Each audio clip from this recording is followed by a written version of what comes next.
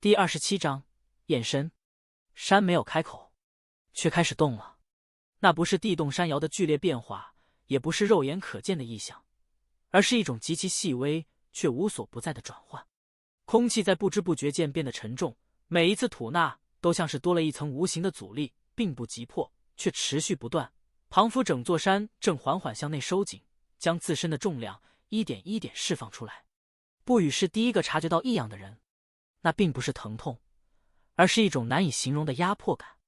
他只觉得四周的空气似乎在逼近，贴着肌肤，顺着毛孔渗入，又沿着经脉缓慢推进，一寸一寸地向体内蔓延。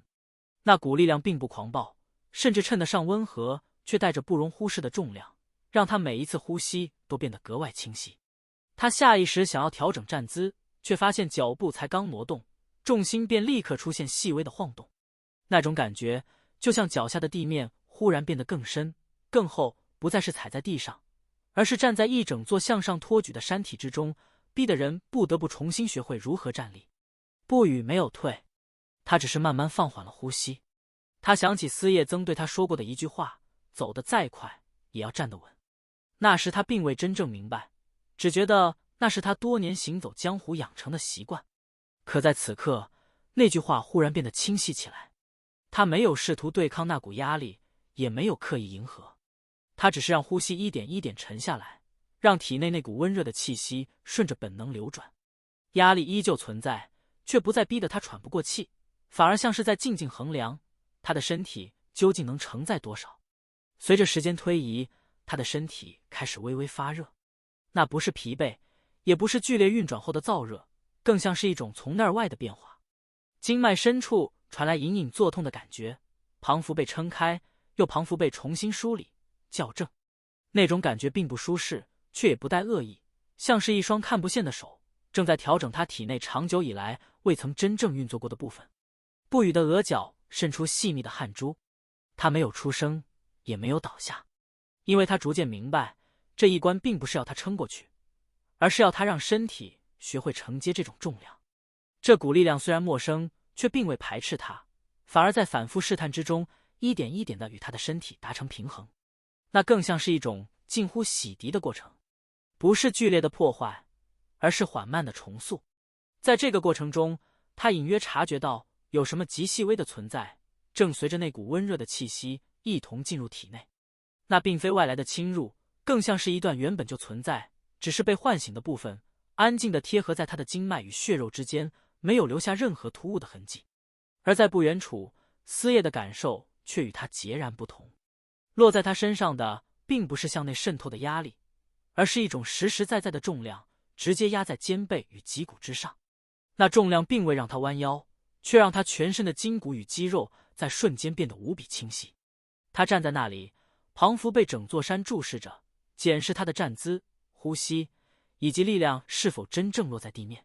这样的感觉让他想起许多年前的一段时光。那时他还年少，师父曾让他背着沉石，在崎岖的山路上一遍又一遍的行走。那并不是什么高深的修行，只是单纯的走，走得慢，走得稳，走到双腿发颤，呼吸紊乱为止。当时的他只觉得辛苦，甚至不解为何一定要这样折磨自己。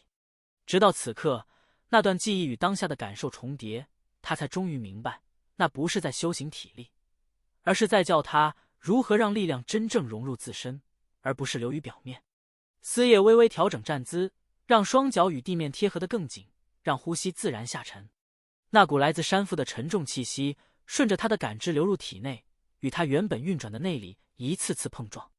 每一次冲撞虽没有带来剧痛，却让他对武的理解变得更加清晰。他忽然意识到自己过去对剑的认知始终存在一层朦胧的隔阂。剑很快也很利，可总有哪里不够稳，不够审。直到此刻，那层隔阂才逐渐消散。不是因为力量变强，而是因为力量终于找到了落脚之处。在更外围，10余名随行的族中天骄也迎来了属于各自的考验。有人在压力出临时便皱起眉头，体内气息紊乱，尚未来得及调整，便被迫退后数步，只能狼狈站定。有人咬牙硬撑，强行运转功法，却发现力量在体内四散流失，无法真正承载，只能勉强维持站姿。也有人在短暂的适应后，气息逐渐平稳，体魄隐隐凝实，却始终止步于某个看不见的界限之前。同样的重量落在不同人身上，结果却截然不同。差距在这一关被进一步拉开，有人从中看清了自身的不足，也有人只感受到挫败与不甘。山没有为此给出任何评语，他只是静静地施加重量，让每一个人用身体来回答。不语的呼吸逐渐变得平稳，他能清楚感觉到那股压力依旧存在，却不再撕扯他的身体。那份重量之中似乎多了一层说不清的秩序，正悄然融入他的呼吸与脉动之内。相反，他的筋骨与经脉像是在反复调整之后，逐渐找到了一个新的平衡点。那种感觉让他隐约意识到，若是此刻退后，他或许能保全原本的自己；可若是继续向前，他的身体或将得到升华。他没有再多想，因为他早就明白，安稳从来都不是他的人生选项。山腹深处传来一声低沉而悠长的回响，那声音既不像肯定，也不像否定，更像是一种冷静而持久的确认。考验仍在继续。第28章，燕山。山终于有了回应，没有声音，也没有剧烈的震动，只是整个山腹在那一瞬间，庞府往下沉了1寸。那不是落在身上的重量，而是一种直接压在心口的存在感。不语只觉得胸口一闷，呼吸下意识变浅，连指尖都微微发麻。明明什么都没发生，可身体却先一步做出了反应。四周的族中天骄同样如此，有人喉结滚动，有人下意识挺直背脊，有人甚至忍不住吞了口唾沫。那感觉就像被什么居高临下的注视着，只要稍有松懈，便会被一眼看穿。一种源自本能的敬畏油然而生。不语第一时间察觉到体内的变化，那不是力量忽然变强，而是一种被审视的感觉。庞府有一双看不见的眼睛，正沿着他的经脉、骨骼、血肉一寸一寸的扫过，不急不躁，却冷静的令人无法回避。他下意识想调整呼吸，却发现呼吸节奏早已不由自己掌控。原本温和流转的气息忽然变得沉重而严整，那股力量不再只是顺着经脉前行，而是与整座山的节奏产生共鸣。那共鸣一次次落下，如同厚重的山石敲击在体内。第一下他还能忍，第二下他的背脊已经渗出冷汗，第三下骨骼深处传来低沉的闷痛，他的指尖不受控制地颤抖了一下。从小到大的遭遇让他承受能力比旁人更多了几分，可即便如此，他仍然在那一瞬间清楚地意识到自己其实早已到了极限。只是这极限并不是身体先撑不住，而是心底某个最脆弱的地方正在被一点一点逼出来。这是山已经做出的决定。周围的景象没有改变，石壁依旧苍老，岩纹清晰，藤蔓在气流中轻轻晃动。可在不语的感知里，这座山却彷佛真正醒了过来。它没有情绪，也没有语言，只有重量。下一刻，那重量毫不留情地落了下来，剧痛来得比他想象中更快。那股带着冷酷与残暴意味的力量顺着经脉一路强行推进，灌入他的四肢百骸。他清楚地感觉到隐藏在体内的某些力量被硬生生拖拽了出来，经脉像是被撑开，一种几乎要被拉断的胀痛感让他的呼吸变得急促，冷汗沿着额角滑落，衣襟很快被浸湿。可偏偏在这样的痛楚之下，他的意识却被牢牢固定在清醒状态，连昏厥的机会都没有。这是一场毫不留情的筛选。山并不在乎他过去吃过多少苦，也不在乎他愿不愿意承担，他只在乎一件事，他此刻能不能站住。最先承受冲击的是他的心神，那股重量不止压在身体上，也直接碾向意识深处。过往的记忆、恐惧、迟疑一股脑地涌上来，又在下一瞬被强行压缩。不语只觉得脑中一阵嗡鸣，视线微微发白。可他没有退，因为他清楚地知道，一旦退让，自己便会被直接抛下。他咬紧牙关，指甲深深陷入掌心，血腥味在口中蔓延，却依旧保持站立。那并非逞强，而是一种近乎本能的选择，倒下就什么都没有了。那一刻，他感觉自己像是被硬生生推到高处，而且是被逼上去的。他第一次如此清楚地明白，所谓高度从来不是向上仰望得来的，而是被重量压到无处可退时才被迫站到那里。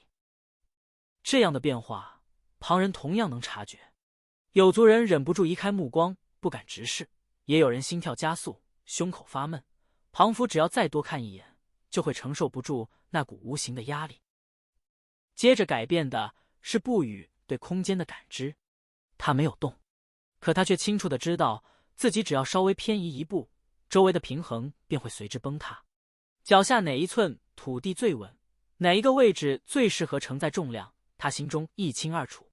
在旁人眼中，他的身影出现了一瞬诡异的错觉，明明站在原地，却庞福忽然变得遥远。恍惚间，庞福看到他脚下有朵朵金莲浮现。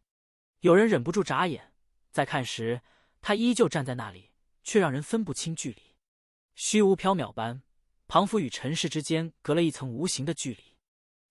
最后承受重量的是他的气息，那已不再是单纯的运转，而是正面碰撞。属于他自身的力量在山势的挤压下节节后退，转换为另一种更为严整、更为冷静的契机。每一次融合都伴随着清晰的消耗。他甚至能感觉到体内某些原本属于自己的东西正在被磨平、被重塑，变成另一种他尚且无法理解的存在。他的双腿微微发软，却始终没有跪下。这一幕让几名族中长老脸色悄然一变。就在这时，不语胸前忽然传来一阵微弱却清晰的灼热感。那感觉并不突兀，却让他在剧痛与重压之中仍下意识低了低头。贴身佩戴的那枚玉佩，此刻正紧紧贴着他的胸口。原本温润却暗淡的玉色，不知何时起，竟在边缘浮现出极细微的光泽。那光泽并不耀眼，却在山腹昏暗的环境中显得格外清晰，像是沉睡许久的事物，终于再次被唤醒。灼热感顺着玉佩传入体内，与山势的力量产生了奇异的呼应。那不是外来的力量，更像是一把钥匙被放回了原本就属于他的位置。不语能清楚感觉到玉佩中似乎有什么正在一点一点苏醒，不是冲破束缚的爆发，而是一种恢复原貌的过程。暗淡被层层剥落，取而代之的是一种内敛却尊贵的光华。那一瞬间，围观的几名族中长老神色骤变，他们不是看见了光，而是感觉到了一种久违的压迫感。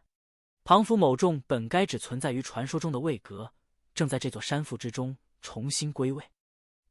另一侧，司业同样承受着压力，他没有被山直接选中，却清楚地感觉到脚下的土地正在改变。那份重量虽并未直接压向他，却也让他不得不重新站稳。他体内的力量不再只是流转，而是被一点一点压向深处。筋骨发出细微的震颤，每一次呼吸都像是在承受无形的负荷。司业眉头微皱，额角同样渗出一层细密的汗水。那是一种比疼痛更难忍受的无形压力。过去依赖速度与爆发的部分，在这股山势之下显得过于轻浮，被一寸寸压实。他很清楚，自己若适应了，将迎来质的变化；若适应不了，便会被永远留在原地。那份清醒的认知，让他不敢有丝毫分心。至于外围的族中天骄，反应各不相同。有人脸色发白，呼吸急促，勉强撑住，却不敢再前进；也有人体内气血翻涌，险些失控，只能仓皇后退。